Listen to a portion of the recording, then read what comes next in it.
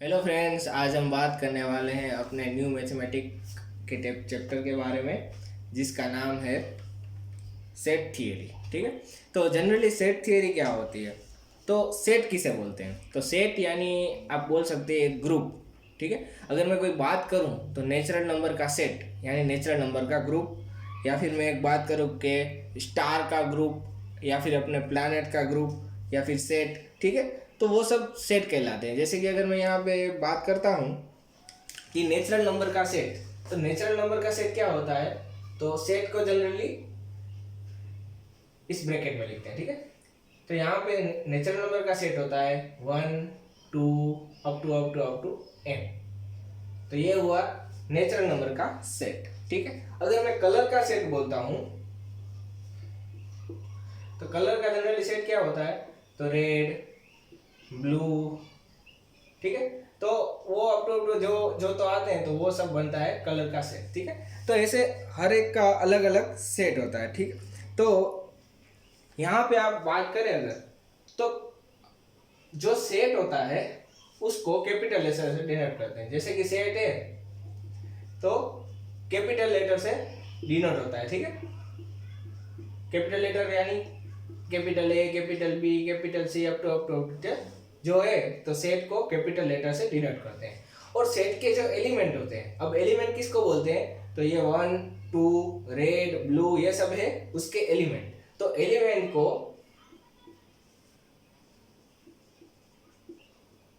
Elements को किससे denote करते हैं? स्मॉल लेटर से डिनोट करते हैं, ए बी सी। ठीक है, या फिर आप जो भी स्मॉल लेटर हैं वो सारे यूज होते हैं एलिमेंट के लिए। ठीक, तो ये भी एक सिंपल सा था यहाँ पे। फिर एक और नई चीज़ आती है, और नई चीज़ क्या है? कि नई चीज़ है उसका मेंबर। अगर यहाँ पे मैं बात करूँ तो ये जो 2 है वो नेचुरल नंबर का एक मेंबर है या एलिमेंट है। ठीक है, तो जो चीज नेचुरल नंबर की या जो चीज एक सेट का मेंबर या एलिमेंट होगा, तो इसको हम बिलोंग टू से इंडिकेट करते हैं। जैसे कि यहाँ पे मैं लिखूं अगर, तो 2 बिलोंग्स टू एन, यानी जो 2 है तो वो है मेंबर या एलिमेंट है किसका? तो नेचुरल नंबर का है। ठीक है, ऐसे ही मैं यहाँ पे भी लिख सकता हूँ। जैसे कि यहाँ पे मैं लिखूं रेड, तो रेड बिलोंग्स टू कलर, यानी रेड है वो कलर का एक मेंबर है। रेड है वो कलर का एक मेंबर है, या रेड है वो कलर का एक एलिमेंट है। ठीक है, तो रेड है वो किस में आएगा? तो ये कलर वाले सेट में आएगा, आप ऐसे बोल सकते हैं। फिर एक और चीज आती है जिसको बोलते हैं नॉट बिलोंग्स टू। ठीक है, ये बिलोंग्स टू है, ये है नॉट बिलोंग्स टू। अभी मैं यहाँ पे बात करूं तो 0 नॉट बिलोंग्स टू एन, यानी 0 है वो एन का एलिमेंट नहीं है या मेंबर नहीं है। क्यों? क्योंकि नेचुरल नंबर में 0 नहीं आता। ठीक है, तो 0 नॉट बिलोंग्स टू एन, तो आप ऐसे लिख सकते हैं। तो बिलोंग्स टू का मतलब है उसका मेंबर है, और नॉट बिलोंग्स टू का मतलब है उसका मेंबर नहीं है। उसके बाद एक और नई चीज आती है।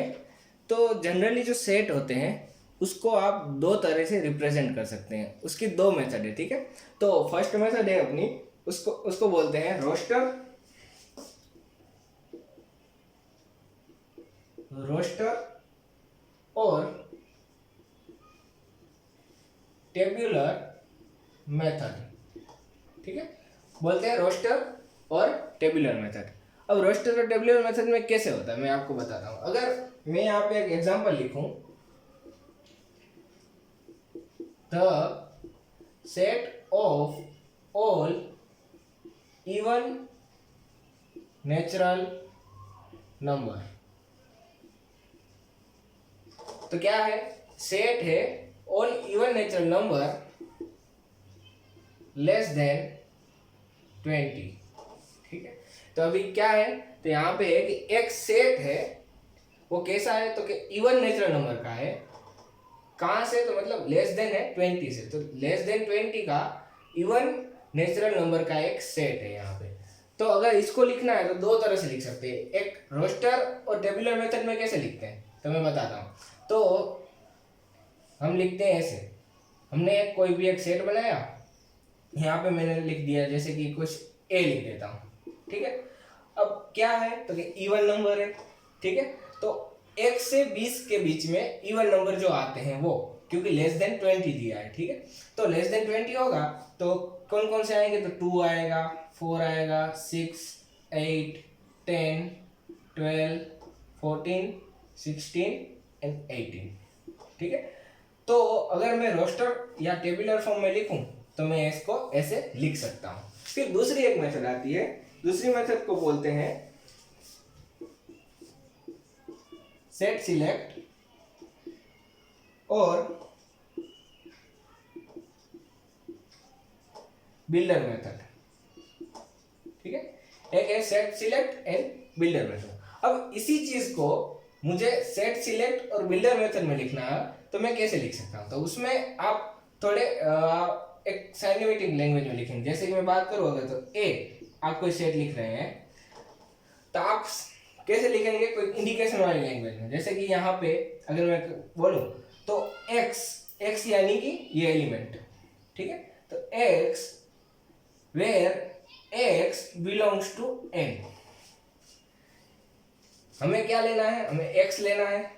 तो एक्स क्या होना चाहिए, तो बिलोंग्स टू एन होना चाहिए। एन यानी कि नेचुरल नंबर होना चाहिए, ठीक है। अब नेचुरल नंबर आ गया, फिर क्या करना है, तो हमें क्या चाहिए, तो नेचुरल नंबर मिल गया, फिर चाहिए हमें लेस देन 20, तो हम कोमा करके लिखेंगे x लेस देन 20, तो लेस देन 20 भी आ गया। अब क्या बाकी रहा, इवन नंबर बाकी रहा, सॉरी इवन बाकी रहा, ठीक है।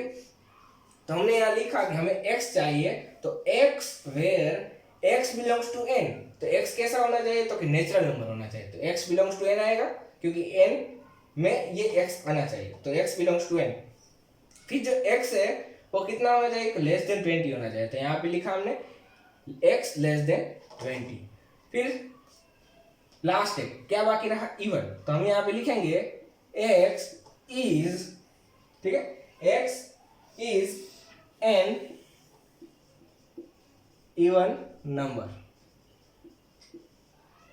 ठीक है। तो बस इतना ही आपको करना है। तो सेट सिलेक्ट मेथड में क्या करना है, आपको इंडिकेशन वाली लैंग्वेज में लिखना है। जैसे कि x where x belongs to n, x less than 20, और जो सारी कंडीशन है वो यहाँ पे आपको दिखानी है, ठीक है। और रोस्टर या टेबुलर मेथड में सिंपली आपको लिख लेना है, ठीक है। तो दोनों मेथड सिंपल है। अब अपना नेक्स्ट है टाइप्स ऑफ सेट। अब सेट के बहुत तरह के टाइप्स होते हैं। तो सबसे पहला टाइप है फाइनाइट सेट।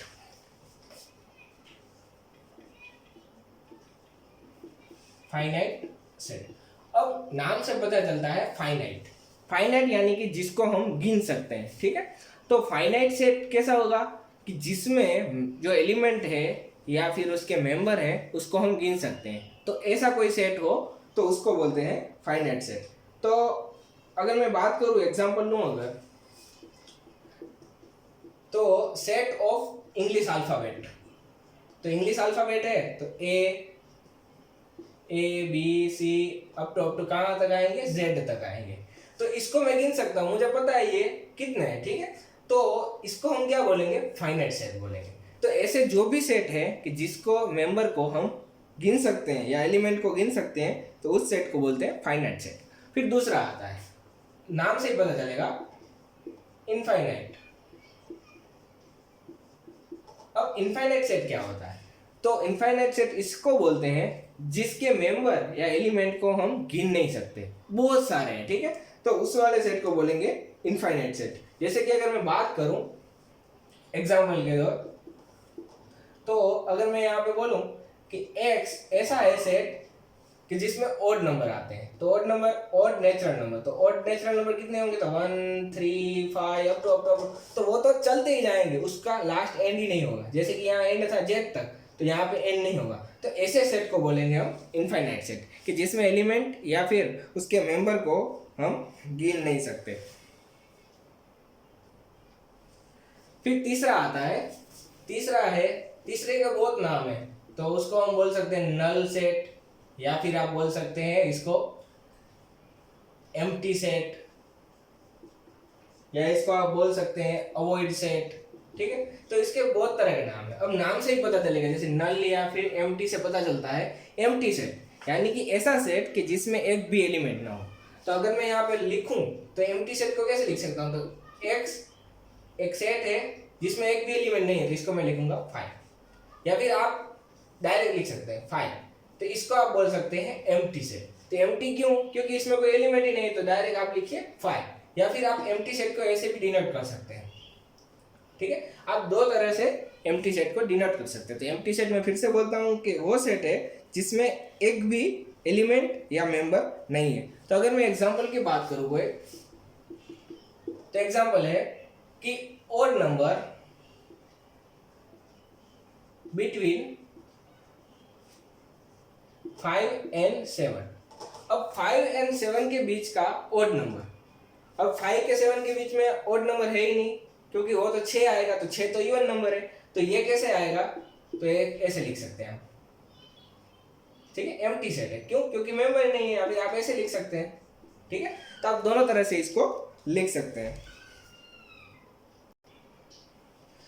फिर अपना आता है इक्वल सेट। अब सभी से नाम से ही पता चलेगा इक्वल सेट। तो इक्वल सेट किसे कहते हैं, इक्वल सेट उसको कहते हैं जिस सेट में एलिमेंट्स या मेंबर की, जो आप बोल सकते हैं एलिमेंट्स या मेंबर हो वो सेम हो। या मैं एग्जांपल लूं अगर, तो एक सेट ए कितना है 1 2 and 3, और बी वो भी है 1 2 and 3, तो आप इसको बोल सकते हैं ये दोनों है इक्वल सेट। तो इक्वल सेट है इसलिए दोनों के मेंबर क्या होंगे, सेम होंगे। ठीक है, ये भी एक एग्जांपल है। एक दूसरा एग्जांपल लेता हूं, अगर ए में 2 3 4 है और बी में 2 3 3 4 4, तो ये भी है इक्वल सेट। क्यों, क्योंकि ए के और बी के सारे एलिमेंट है वो सेम है, या मेंबर है वो सेम है, इसलिए इसको बोलेंगे इक्वल सेट।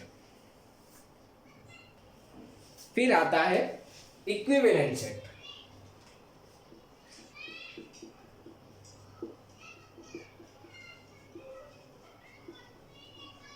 अब इक्विवेलेंट सेट किसको बोलते हैं, तो इक्विवेलेंट सेट इसको बोलते हैं जिस सेट में एलिमेंट की संख्या सेम हो, जिन दोनों सेट में एलिमेंट की संख्या सेम हो। अगर मैं बात करूं यहाँ पे, अगर मैं एक एग्जांपल लूं अगर, कि मेरे पास ए सेट है उसमें 1 2 and 3 एलिमेंट है, और जो बी सेट है उसमें ए बी और सी वो भी 3 एलिमेंट है, तो दोनों में 3 3 है, तो उसको मैं बोलूंगा इक्विवेलेंट सेट। तो इक्विवेलेंट सेट को कैसे लिखते हैं, तो जनरली एलिमेंट के जो नंबर होते हैं, तो एलिमेंट लिखने के लिए हम ऐसे लिखते हैं, number of element in A कितने हैं 3 है, और number of element in B कितने हैं 3, तो सेम है। तो इक्विवेलेंट सेट को लिखेंगे number of A is equal to number of B, तो इसको हम नंबर लिखने के लिए यूज करते हैं। ठीक है, या फिर आप n की जगह 0 भी यूज कर सकते हैं। तो इसको हम बोलेंगे इक्विवेलेंट सेट, जिसमें दोनों में मेंबर, या आप बोले अगर मेंबर या फिर एलिमेंट की संख्या सेम हो। ठीक है, अब आता है सबसेट। अब सबसेट किसको बोलते हैं, तो सबसेट की अगर मैं डेफिनेशन दूं आपको, तो if every element of A is also an element of set B, then A is called a subset of B and B is called a superset of A।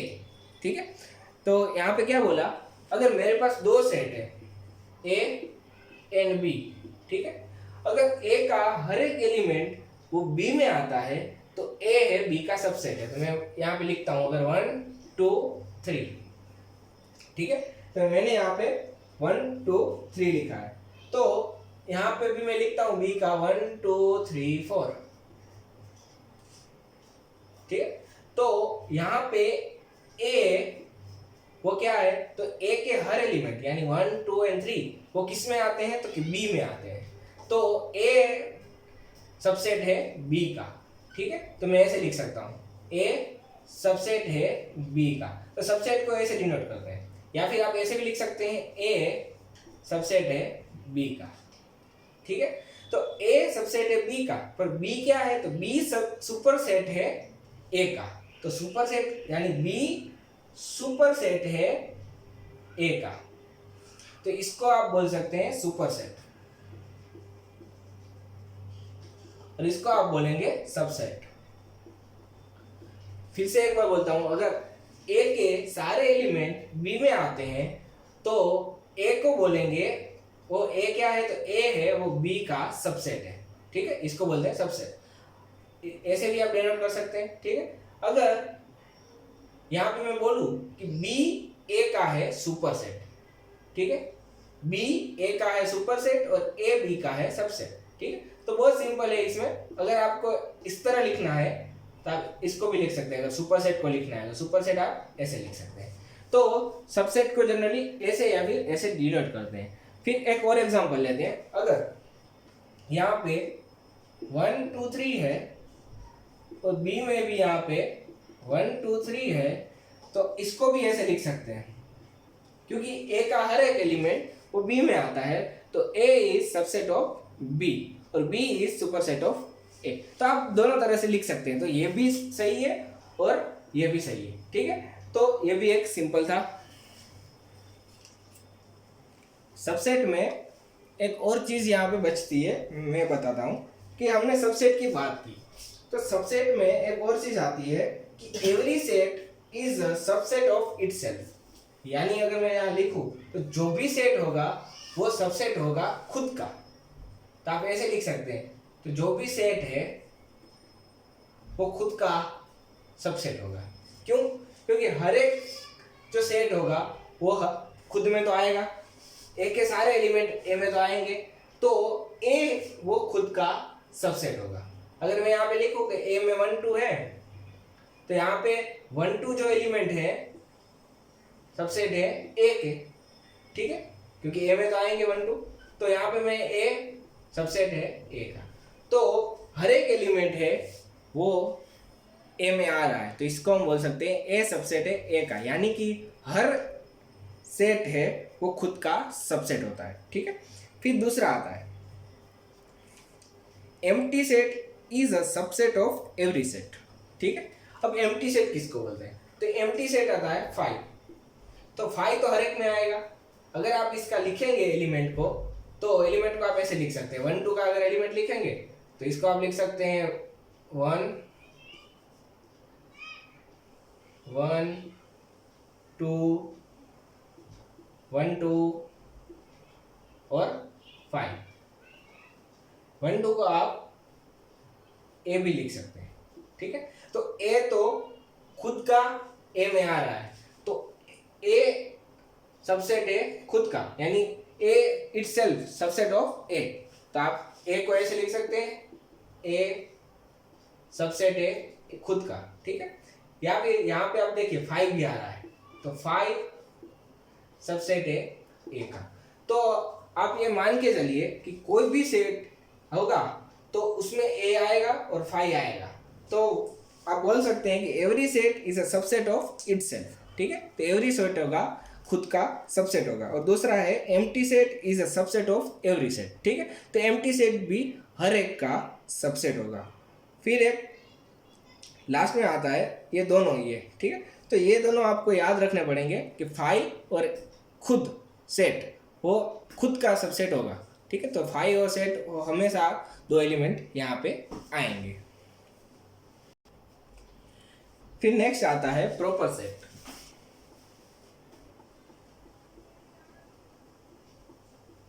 अब प्रॉपर सेट किसको बोलते हैं, तो proper set की अगर मैं definition दूं आपको, तो if each and every element of a set A are the element of B and at least one element of B that does not belongs to A, then the set A is said to be a proper subset of B और B is proper superset of A। यानी यहाँ पे क्या बोला है, अगर मैं 2 set लेता हूँ A एंड दूसरा लेता हूँ B, तो अगर A का हर एक एलिमेंट B में आता है, कंडीशन देखिए आप, प्रॉपर सेट की कंडीशन क्या है, पहली कंडीशन है कि A का हर एक एलिमेंट बी में आ रहा है, तो ए का हर एक एलिमेंट अगर बी में आता है एंड बी में एक ऐसा एलिमेंट है जो ए में नहीं है, तो आप बोल सकते हैं ए प्रॉपर सेट है बी का, तो इसको आप बोल सकते हैं प्रॉपर सेट। ठीक, दो कंडीशन क्या है कि ए का हर एक एलिमेंट बी में आना चाहिए, और दूसरी कंडीशन है कि बी में एक ऐसा एलिमेंट होना चाहिए जो ए में ना हो। तो ये दो कंडीशन सेटिस्फाई होगी तो आप बोल सकते हैं ए प्रॉपर सेट है बी का, या बी सुपर सेट है, या proper super set, sorry B proper super set है ए का। ठीक है, तो आप दोनों तरह से यहाँ पे बोल सकते हैं। तो ये दोनों कंडीशन यहाँ पे सेटिस्फाई होनी चाहिए।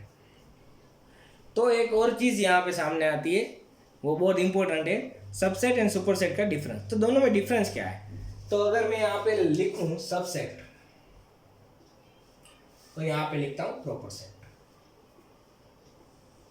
ठीक है, तो यहाँ पे सबसेट का एग्जांपल लूं तो 1 2 3, तो यहाँ पे मैं ली हूं अगर 1 2 3। ठीक है, तो इसमें क्या होता है, तो इसमें ए का हर एक एलिमेंट बी में आता है, तो आप इसको बोल सकते हैं कि ए बी का सबसेट है।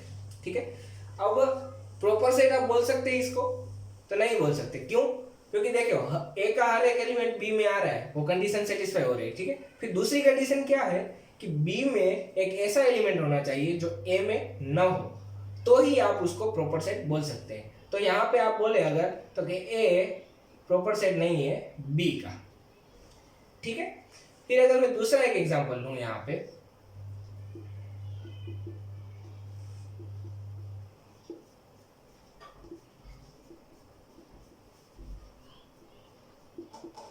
आप इसमें देखिए, अब ए का हर एक एलिमेंट बी में आ रहा है, यानी कि ए सबसेट है बी का। ठीक है, फिर प्रॉपर सेट देखते हैं। तो प्रॉपर सेट में ए का हर एक एलिमेंट बी में आ रहा है, पर बी में एक ऐसा एलिमेंट है जो ए में नहीं है, तो आप इसको ऐसा भी बोल सकते हैं कि ए प्रॉपर सेट है बी का। ठीक है, तो डिफरेंस कुछ नहीं है, ये दोनों कंडीशन सेटिस्फाई होनी चाहिए कि ए बिलोंग्स टू बी होना चाहिए प्रॉपर सेट के लिए, और एक ऐसा एलिमेंट होना चाहिए जो बी में हो पर ए में ना हो। प्रॉपर सेट में और एक दो चीज आती है कि a set is not a proper subset of itself. क्या बोला है यहाँ पे? अगर मैं यहाँ पे ए लेता हूं, ठीक है, तो ए है वो खुद का प्रॉपर सबसेट नहीं है। क्यों नहीं है? आप ऐसे नहीं, ऐसे लिख सकते हैं, आप ऐसे आप लिख सकते हैं, क्योंकि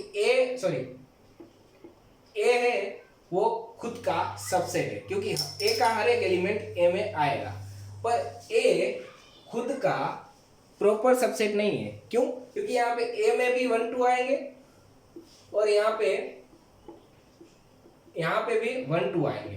अब प्रॉपर सेट होने की दो कंडीशन थी कि ए का हर एक एलिमेंट ए में आना चाहिए, तो ए का हर एक एलिमेंट ए में आ रहा है। ठीक है, फिर दूसरी कंडीशन क्या थी? दूसरी कंडीशन ये थी कि एक एलिमेंट ऐसा हो जो इसमें हो पर इसमें ना हो, तो ही आप उसको प्रॉपर सेट बोल सकते हैं। पर यहाँ पे तो ऐसा कोई एलिमेंट नहीं है। अगर यहाँ पे 3 होता, ठीक है, तो यहाँ पे भी 3 होगा, तो आप इसको लिख सकते हैं नहीं, यानी कि ए है वो खुद का प्रॉपर सबसेट नहीं है, क्योंकि ए का हर एक एलिमेंट ए में आ रहा है, पहली कंडीशन सेटिस्फाई हो रही है, पर ए में कोई एक ऐसा एलिमेंट नहीं है जो ए में आ रहा हो। ठीक है, तो आप इसको अगर याद रखें, या फिर एक बार और समझाता हूं इसको कि ए है वो खुद का प्रॉपर सबसेट नहीं है। क्यों नहीं है? क्योंकि ए में 1 2 है, और अगर खुद का होगा, यानी आप ऐसे लिख सकते हैं ए सबसेट है खुद का। क्यों? क्योंकि ए में 1 2 है, वो खुद ए में तो है 1 2, तो आप इसको लिख सकते हैं 1 2 ए, लिख सकते हैं ऐसा। ठीक है, पर आप इसको सुपर सेट नहीं लिख सकते, प्रॉपर सबसेट नहीं लिख सकते। क्यों? क्योंकि ये सब एलिमेंट ए में आ रहे हैं, ठीक है, पर ए में एक ऐसा एलिमेंट होना चाहिए कि जो इसमें ना हो, तो ए में एक ऐसा एलिमेंट है नहीं है इसमें, तो आप इसको लिख सकते हैं A is not a proper subset of A. ठीक है, एक ये कंडीशन थी। फिर दूसरी कि phi is also proper subset of A. यानी कि अगर यहाँ पे मैं बात करूँ तो फाइव तो प्रॉपर सबसेट होगा ए का, यानी फाइव तो सबसेट में भी आएगा और प्रॉपर सबसेट में भी आएगा, पर ये कंडीशन यहाँ पे चेंज होती है। ठीक है, यहाँ पे नेक्स्ट आता है पावर सेट।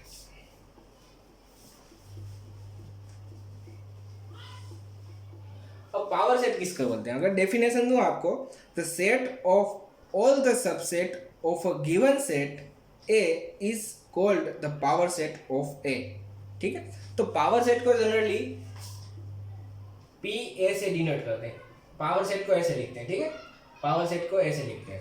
तो डेफिनेशन क्या है कि अगर कोई भी सेट का हर एक एलिमेंट, या फिर अगर मैं बात करूं तो subset of a given set, यानी कि कोई भी सेट का सब सबसेट, वो पावर सेट कहलाएगा। अगर मैं यहाँ पे ए लिखता हूँ 1 2 3, इसका मुझे पावर सेट निकालना है, तो पावर सेट ऑफ ए कैसे निकाल सकता हूँ? तो एलिमेंट से, तो एक आता है, दो आता है, इसमें सब एलिमेंट लिखने हैं आपको, फिर 3 आएगा, फिर 1 2 आएगा, फिर 2 3 आएगा, फिर 3 1 आएगा, या 1 3, जो भी लिखे आप। ठीक है, फिर खुद ए आएगा और 5 आएगा। ठीक है, तो पावर सेट अगर आपको लिखने को बोला है तो आपको क्या करना है, तो उसका हर एक एलिमेंट लिखना है। तो यहाँ पे आप ऐसा लिख सकते हैं कि हर एक एलिमेंट सबसेट होगा पावर सेट ऑफ ए का।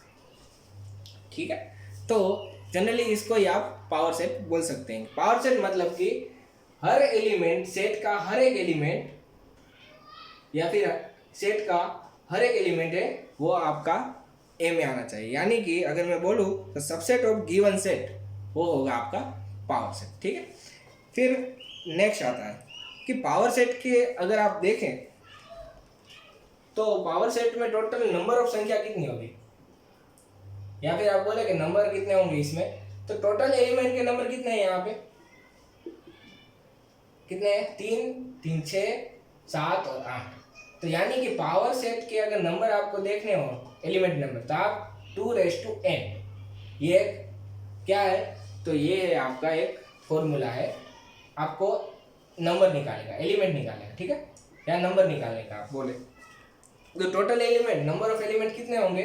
तो नंबर ऑफ एलिमेंट होंगे 2n, यानी कि 2 3, n है यहाँ पे नंबर, तो कितने हैं? 3 है, तो 3 यानी 8। ठीक है, 1 2 3 4 5 6 7 8। अगर ऐसे ही मैं बात करूं यहाँ पे a इज इक्वल टू, अगर 1 2 लूं तो उसका पावर सेट निकलेगा यहाँ पे 1 2 1 2 और 5। तो अगर इसका मुझे नंबर लिखना है तो टोटल नंबर होंगे 2n, यानी 2 1 और 2, तो यहाँ पे आएंगे 4। ठीक है, तो पावर सेट का अगर आपको नंबर ऑफ एलिमेंट ढूंढना है तो आपको नंबर ऑफ एलिमेंट यहाँ से आपको मिल जाएगा। फिर नंबर ऑफ एलिमेंट की अगर मैं थोड़ी बात करूं तो नंबर ऑफ एलिमेंट्स, तो हमने पावर सेट के देखे कि पावर सेट के नंबर ऑफ एलिमेंट आपको ढूंढने हैं तो 2n आएंगे। तो अगर यहाँ पे a इज इक्वल टू 1 2 है तो आपको यहाँ पे क्या मिलेगा? तो यहाँ पे मिलेगा 2। अगर आप सबसेट की बात करें तो number of subset in number of सब, तो आप जब नंबर ऑफ एलिमेंट की बात कर रहे हैं, सॉरी यहाँ पे तो 4 आएगा, तो जब आप नंबर ऑफ एलिमेंट की बात करें तो कोई भी अगर सबसेट होगा तो उसमें नंबर ऑफ एलिमेंट कितने होंगे? तो कोई भी सेट का सबसेट कितने होते हैं? तो सबसेट होते हैं, कितने होंगे यहाँ पे सबसेट? 2n, तो वो भी 2n आएगा, तो यहाँ पे आएगा 2 यानी 4। तो 1 और 2, तो 1 भी उसका सबसेट है, 2 भी उसका सबसेट है, फिर खुद a भी उसका सबसेट है और 5 भी उसका सबसेट है। तो आपको नंबर ऑफ सबसेट ढूंढने हैं तो आप नंबर ऑफ सबसेट कैसे मिलेंगे? 2n से मिल सकते हैं। ठीक है, तो अगर नंबर ऑफ एलिमेंट आपको ढूंढने हैं तो 2n से आपको नंबर ऑफ एलिमेंट मिल जाएंगे। ठीक है, ये दोनों जनरली सिंपल ही है, सेम ही होंगे, ठीक है। फिर आता है नंबर ऑफ सबसेट आएगा, फिर नंबर ऑफ प्रॉपर सबसेट आएगा। अब नंबर ऑफ प्रॉपर सबसेट क्या आएगा, तो नंबर ऑफ प्रॉपर सबसेट आएगा 2n-1। अब ये क्यों, क्योंकि हमने यहाँ आगे भी सीखा था कि a है वो खुद का प्रॉपर सबसेट नहीं है, तो a है वो प्रॉपर सबसेट यहाँ पे नहीं आएगा, तो कितने आएंगे 1, 2 and 3 आएगा।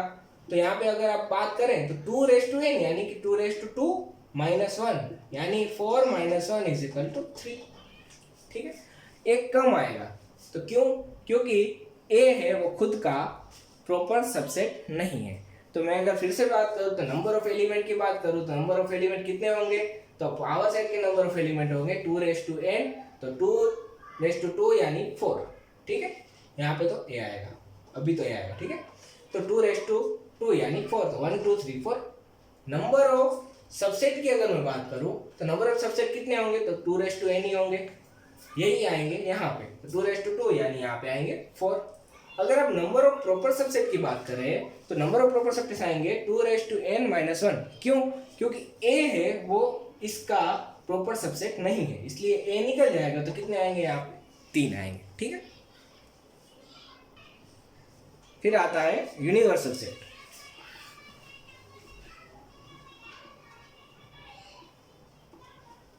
अब यूनिवर्सल सेट किसको बोलते हैं, तो if all elements are subset of a particular fixed set then it is called a universal set.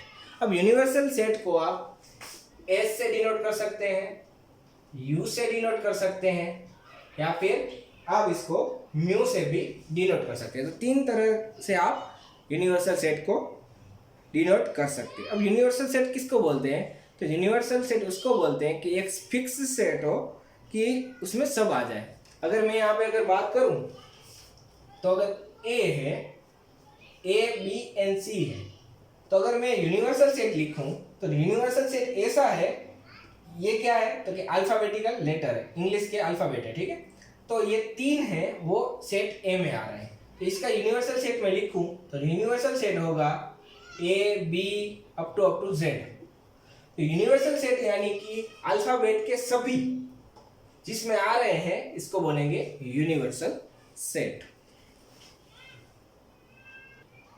फिर आता है कार्डिनलिटी और ऑर्डर ऑफ अ सेट।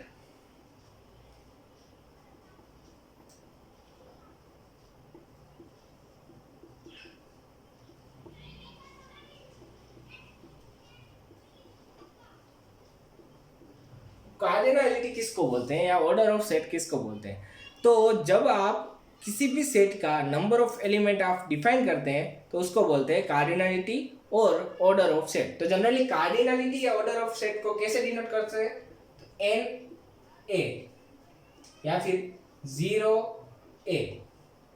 अगर मैं यहाँ पे लिखूं A में आते हैं 1 2 3 एलिमेंट है, ठीक है। तो यहाँ पे अगर मैं इसका कार्डिनलिटी और ऑर्डर ऑफ सेट लिखता हूँ तो इसको हम लिख सकते हैं यहाँ पे 3 क्यों, क्योंकि 1 2 and 3। तो नंबर ऑफ जो एलिमेंट है उसको बोलते हैं कार्डिनलिटी और ऑर्डर ऑफ अ सेट। और एक चीज इसमें आती है, जैसे कि अगर कोई सेट हो जो एम्प्टी हो, जैसे कि मैं यहाँ पे एक सेट लिखता हूँ B जिसमें एक भी एलिमेंट नहीं है, एम्प्टी सेट है, तो उसका अगर आप नंबर सेट लिखेंगे तो या फिर ऑर्डर ऑफ सेट लिखेंगे तो ऑर्डर ऑफ सेट यहाँ पे कितना आएगा, तो एक भी एलिमेंट नहीं है, तो यहाँ पे आपका ऑर्डर ऑफ सेट आएगा 0, ठीक है। तो ये आप याद रखिएगा। फिर नेक्स्ट आता है डिसजॉइंट सेट।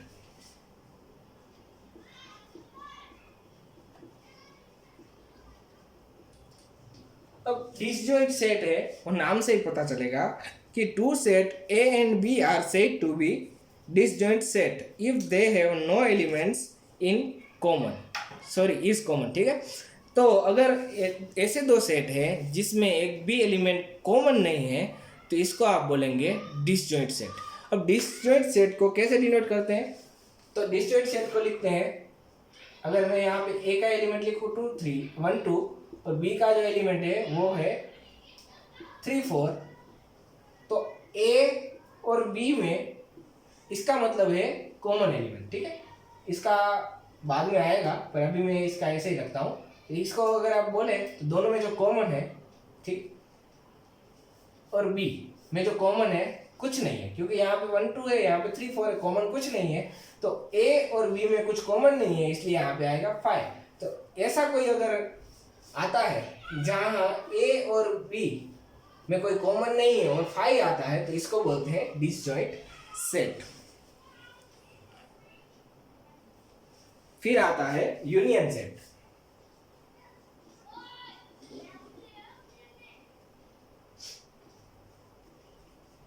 अब यूनियन सेट किसको बोलते हैं? तो यूनियन सेट है कि right all elements which are belongs to A and B, ठीक है। तो अगर मेरे पास दो सेट है, ए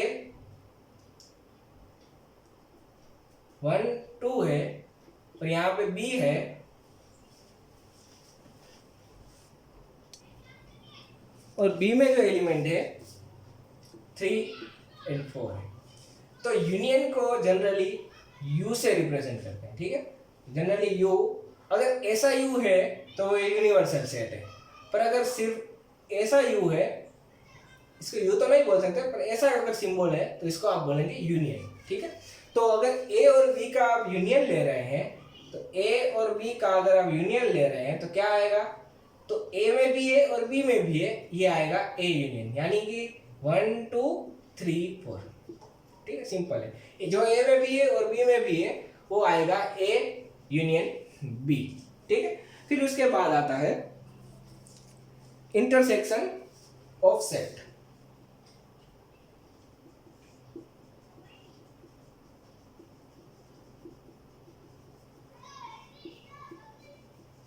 अब इंटरसेक्शन यानी कि आप बोल सकते हैं कि दोनों जब मर्ज हो रहे हैं, इंटरसेक्ट हो रहे हैं एक दूसरे को, ठीक है।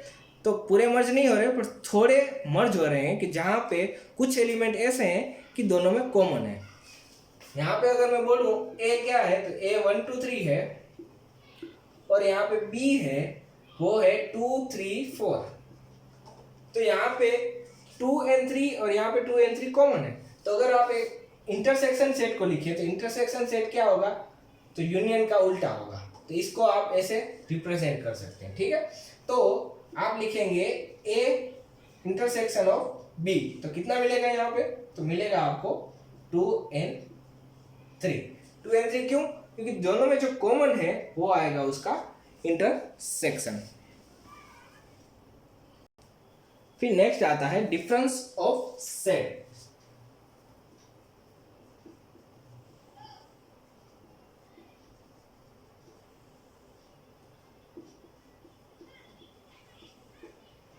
Difference of set. अब डिफरेंस ऑफ सेट को क्या कहते हैं? जनरली डेफिनेशन अगर बोलूं तो different of two set A and B is the set of element which belongs to A but not belongs to B.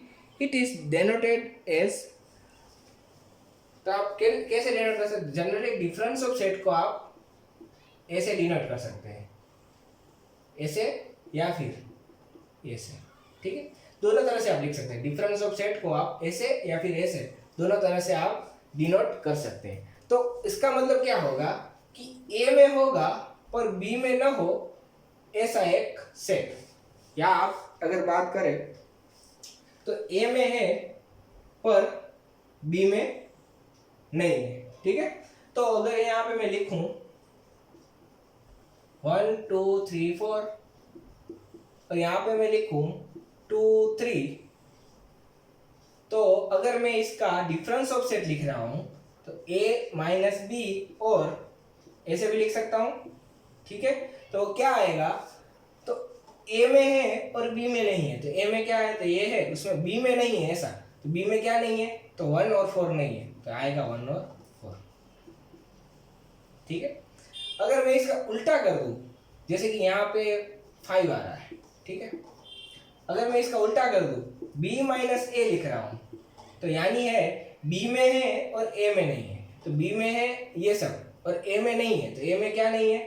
तो बी में है यानी 2 3 है, वो ए में भी है तो मैं नहीं लिख सकता। तो बी में क्या है 5, पर ए में नहीं है तो मैं लिख सकता हूँ। तो यहाँ पे आएगा सिर्फ 5। तो जो बी में है पर ए में नहीं है वो आएगा 5, और जो ए में है और बी में नहीं है वो आएगा 1 और 4। तो आप डिफरेंस ऑफ सेट को इसे लिख सकते हैं। नेक्स्ट आता है complement of a set.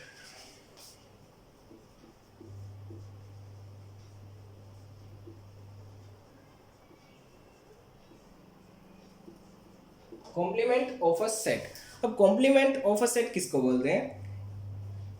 Elements which are belongs to U या फिर universal set but not belongs to A, it is donated by A dash. यानी अगर मैं बात करूं तो कॉम्प्लीमेंट ऑफ सेट को डिनोट करते हैं ए डैश से या फिर ए सी से। तो आप दोनों तरह से आप इसको डिनोट कर सकते हैं कॉम्प्लीमेंट ऑफ अ सेट को, ठीक है। अब इसका मतलब क्या होता है? अगर आपके पास U यानी कोई यूनिवर्सल सेट है 1 2 अप टू 10, ठीक है, और आपके पास कोई एक सेट है वो है आपका यहाँ पे 1 3 5 7 एंड 9। तो अगर आपके पास ये सेट है और आप इसका कॉम्प्लीमेंट ऑफ सेट निकाल रहे हैं तो उसका क्या निकालेंगे? ए डैश निकालेंगे। तो ए डैश क्या होगा कि जो ए में नहीं है पर यू में है यानी यूनिवर्सल सेट में है। तो ए में नहीं है तो ए में क्या नहीं है? तो 2 ए में नहीं है, इसमें है तो मैं 2 लिख सकता हूँ। 4 इसमें नहीं है, इसमें है तो मैं इसमें लिख सकता हूँ। तो ऐसे, ठीक है। तो इसमें ए में नहीं है पर यू में है, इसको मैं लिख सकता हूँ a compliment of a set, ठीक है। अब इसमें 2-3 नोट्स आती हैं तो आप इसको याद रखिएगा। पहली आती है, अगर मैं कोई भी कॉम्प्लीमेंट ऑफ सेट का या फिर मैं बात करूँ सेट का मैं कॉम्प्लीमेंट लेता हूँ और उसका भी मैं कॉम्प्लीमेंट लेता हूँ तो वो डायरेक्टली ए आएगा। क्यों? क्योंकि मैं यहाँ देखिए, अगर मैं ए ये है, ए डैश मेरा ये है, तो अगर मैं इसका भी ये लूंगा यानी इसमें नहीं है पर इसमें है, तो इसमें नहीं है क्या नहीं है? तो 3 1, तो 3 1 इसमें नहीं है पर इसमें है, तो ये पूरा ये मिल जाएगा आपको, ठीक है। तो आपको ये मिल जाएगा। तो इसलिए एक नोट ये आप याद रखिए। फिर दूसरी आती है, अगर आप दोनों का यूनियन लेते हैं जैसे ए यूनियन ए डैश, ठीक है, तो क्या आएगा? तो वो आएगा यू। क्यों आएगा? क्योंकि ए में भी है और बी में भी है, तो दोनों का मर्ज लिखना है। तो 1 2 3 4 5 6 तो सारे एलिमेंट ये आ जाएंगे। तो ए यूनियन ए डैश क्या आएगा? यू आएगा। फिर नेक्स्ट आता है तीसरा, ए इंटरसेक्शन ऑफ ए डैश। अब दोनों में क्या कॉमन आएगा? तो कुछ नहीं आएगा। क्या आएगा? 5 आएगा। क्यों? क्योंकि कुछ कॉमन ही नहीं आएगा। अगर ए में है और ए डैश में, और ए में है पर इसमें नहीं है, और इसमें है और इसमें नहीं है, ठीक है, तो उसका इंटरसेक्शन आपको 5 ही मिलेगा। लास्ट है अपना सिमेट्रिक डिफरेंस ऑफ 2 सेट्स।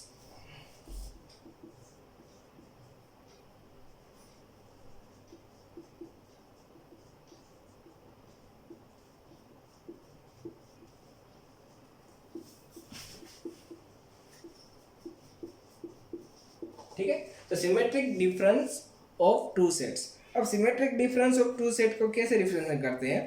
तो सिमेट्रिक डिफरेंस ऑफ 2 सेट को आप ए डेल्टा बी, आप इसको ऐसे लिख सकते हैं। ए डेल्टा बी से आप इसको डिफाइन कर सकते हैं। तो इसका मतलब क्या होता है? तो अगर इसको आप लिखें तो इसको आप कैसे लिख सकते हैं? A minus B union B minus A. तो क्या करना है? जो ए में है पर बी में नहीं है ऐसा लिखना है, और जो बी में है और ए में नहीं है ऐसा लिखना है, और दोनों का आपको कर देना है यहाँ पे यूनियन। तो आपको जो मिलेगा वो आपको मिलेगा यहाँ पे सिमेट्रिक डिफरेंस ऑफ 2 सेट्स। तो अगर आपके पास कोई ऐसा एग्जांपल है जहाँ पे ए 1 2 5 है और बी है वो 2 3 4 है, तो अगर आप इसका सिमेट्रिक डिफरेंस ऑफ 2 सेट ले रहे हैं तो ए डेल्टा बी ले रहे हैं, यानी कि A minus B union B minus A. अगर आप यहाँ पे देखें तो ए में है पर बी में नहीं है, तो ए में क्या है? तो 1 है जो बी में नहीं है और 5 है जो बी में नहीं है, तो आप लिख सकते हैं 1 5 यूनियन बी में है पर ए में नहीं है। तो बी में 4 है तो ए में नहीं है, 2 3 और 3 है जो ए में नहीं है, ठीक है। तो 3 and 4, तो यहाँ पे आपको मिलेगा 1 3 4 5, तो आपको ये यहाँ पे मिल जाएगा। फिर इसको आप एक और तरीके से लिख सकते हैं, तो कैसे, तो इसको आप ऐसे भी लिख सकते हैं, A union B difference A intersection of B, ठीक। तो आप दोनों तरह से आप लिख सकते हैं, आपको जो सिंपल है वो आप कर सकते हैं। तो ये सारे एग्जाम्पल और सारे जो यहाँ पे थे टाइप्स, तो आप याद रखिएगा, आपको बहुत काम आएंगे। So thank you for watching.